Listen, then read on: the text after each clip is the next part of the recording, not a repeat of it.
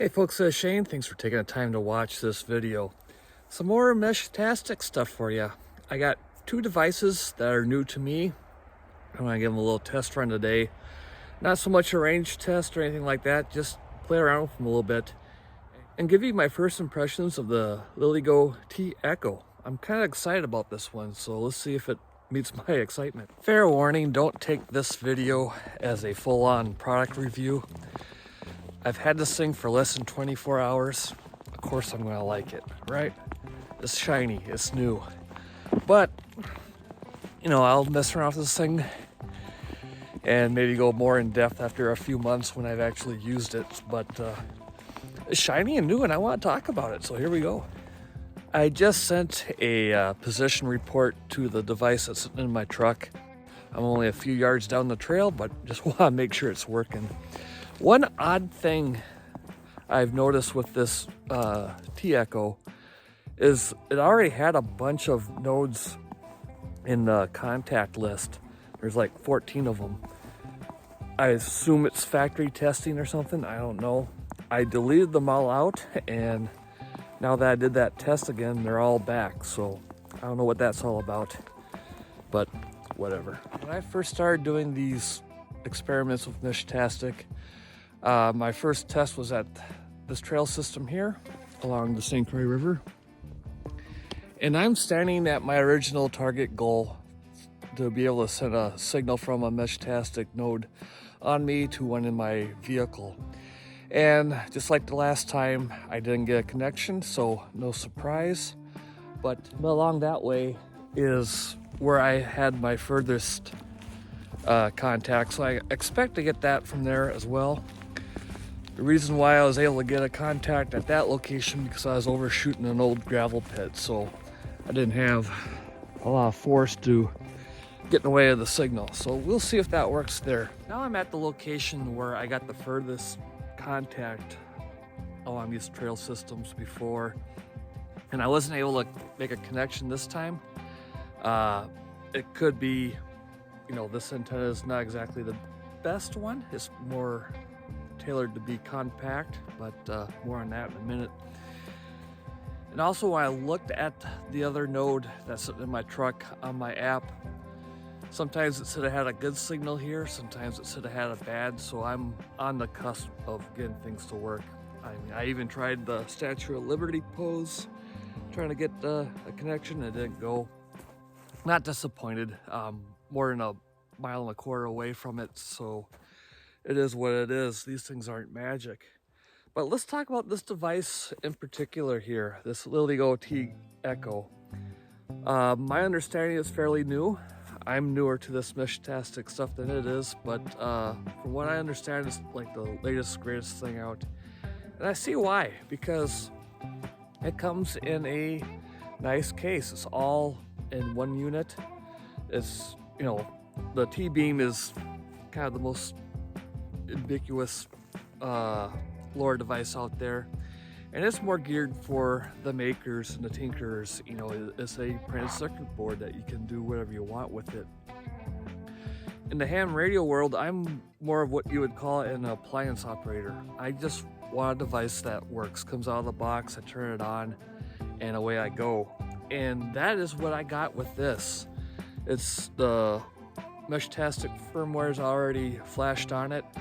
It was just a matter of powering it up, syncing it to the app on my phone, and setting some basic settings, you know, the region I'm in, that kind of stuff. So I think this may be the device I'm going to start recommending to friends and family who are interested in this type of communication but aren't too tech savvy.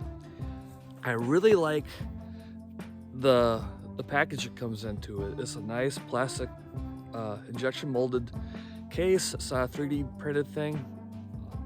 It doesn't have a real fancy display. It's not the OLED display. It's the electronic paper or whatever. I don't know. Again, I'm not tech savvy. The drawback is it has a very slow refresh. It's kind of a pain to navigate through, but it doesn't suck your power down, so it'll extend your battery life. With a device like this, you're not going to be looking at the screen that much anyways. I mean, you have the app on your phone or tablet or what have you. So that's where you're going to be doing all your interaction with. This is just a transceiver that you're going to put on your backpack or keep in your vehicle or what have you.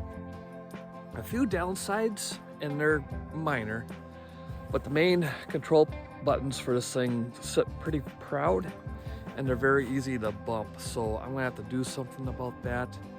I think I just might like hot glue some paracord or something around there to make a little border to make it a little more difficult to bump. It'd be nice if it had like a belt clip so I could clip it onto a belt or a backpack strap or something. But it does have two, I believe they're 5mm thread mounting points, so I could probably rig up a lanyard pretty easily. And if you're the maker type with 3D printing or what have you, you can make your own belt clip or what have you. I imagine there's already people smarter than me that have stuff on eBay and Etsy and what have you. And I'm saying what have you a lot today. Anyway, USB-C charging, so that's awesome. Yeah, a good all-around device, I'm thinking. Easy to carry with you, and if you're the type that just wants it at home, it doesn't look ugly, you can just put this up on a bookshelf or something out of the way, plug it into a USB power source and forget about it. So pretty cool. Now I was going to end the video, but I've learned some things. First off, when I got home yesterday, I noticed that the Meshtastic node that was in my truck, when I was at my house with this T-Echo right next to it, it was still saying poor signal. I'm like, what the heck? When I was out here, I thought, maybe it was just not having good luck with the propagation. Maybe the last time I had really good luck with propagation, what have you. But now I started to get concerned that something was wrong with the antenna on that other device, which was frustrating because it's supposed to have a higher gain antenna. So I checked to make sure it was connected. The connection was nice and tight. It was. So then, okay, maybe I got a defective antenna. Put an antenna on from one of the T-beams. Same results, poor signal. But the battery was like at 22%. So I plugged in to a USB power source, and lo and behold, signal went up to good. So I'm learning that these devices don't work very well when they're getting low on juice, I guess. So yeah, I learned something.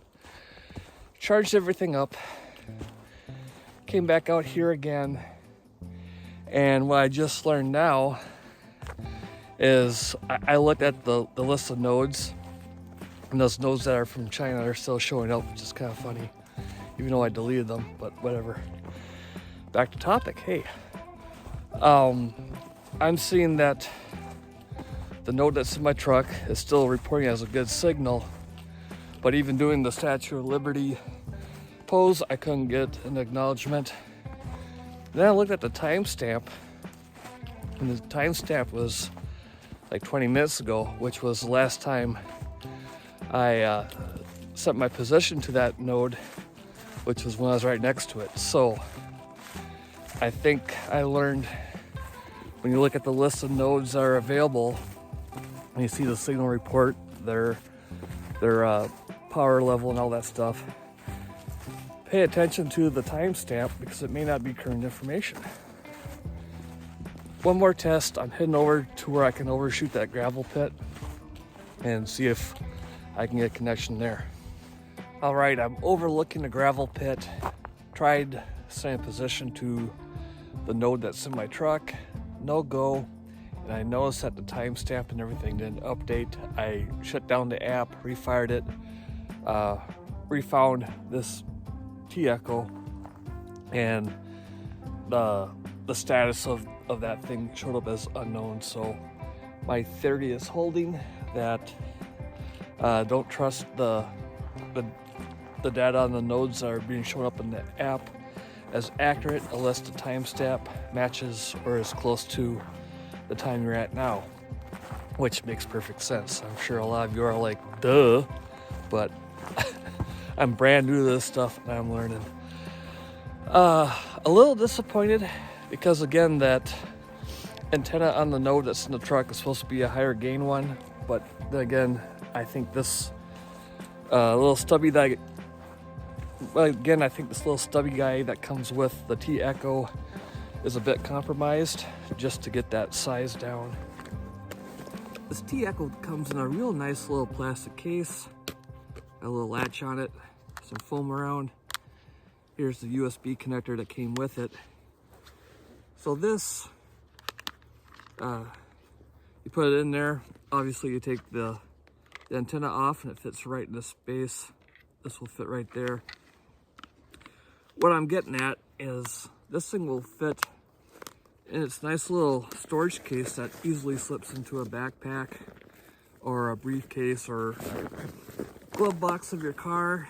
You get the idea. So it's very easy to carry along with you in a somewhat protected case. So very clever. Guess what I'm getting at is when you get the thing, don't throw that case away. It's pretty useful. I think this thing's a winner. I already got another one I'm going to be ordering soon. Funny, I mentioned earlier, I was thinking of doing something artsy and crafts.